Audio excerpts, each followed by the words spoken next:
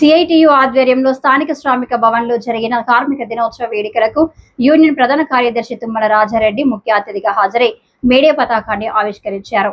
అనంతరం ఆయన మాట్లాడుతూ మేడే నేపథ్యాన్ని, విశిష్టతను వివరించారు. అమరుల త్యాగాల ఫలితంగా సాధించుకున్న హక్కులను పరిరక్షించుకునేందుకు కార్మికులు ఐక్య ఉద్యమాలకు సిద్ధం కావాలని పిలుపునిచ్చారు. ప్రపంచ కార్మికులందరూ 140వ మేడో జరుపుకుంటున్న సందర్భంగా అన్ని మేడలు ఈ మేడతో సమానం కాదు, 140వ మేడేకి ప్రత్యేకతను చెప్పి సిఐటిగా మేము భావిస్తా ఉన్నాం.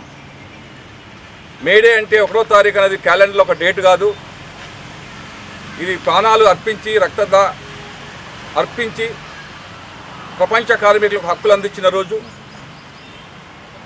దేశంలో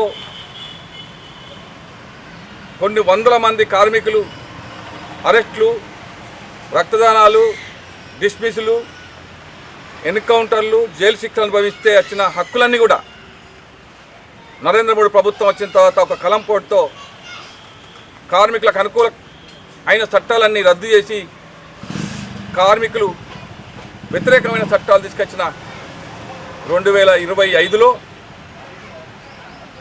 కార్మికులు 2026లో అనుభవించాల్సిన సందర్భం వచ్చింది. అందుకే దీనికి ప్రత్యేకత ఉందని చెప్పదలుచుకున్నాం. అంటే 140 సంవత్సరాల నుంచి కొట్లాడి సాధించుకున్న హక్కులన్నీ బీజేపీ ప్రభుత్వం వచ్చి రద్దు చేయడం ద్వారా ఇలా కార్మికులందరూ అనాథగా అవడానికి వస్తుంది. కార్మికులకు అండగా వచ్చే చట్టాలన్నీ యాజమాన్యాలకి, ప్రభుత్వాలకి, ప్రైవేటు యాజమాన్యాలకి ఇలా హక్కుగా మారిపోతున్నాయి. అందుకే ఈ దేశంలో కార్మిక వర్గం అంతా ఒకటి కావాల్సిన సందర్భం ఉంది.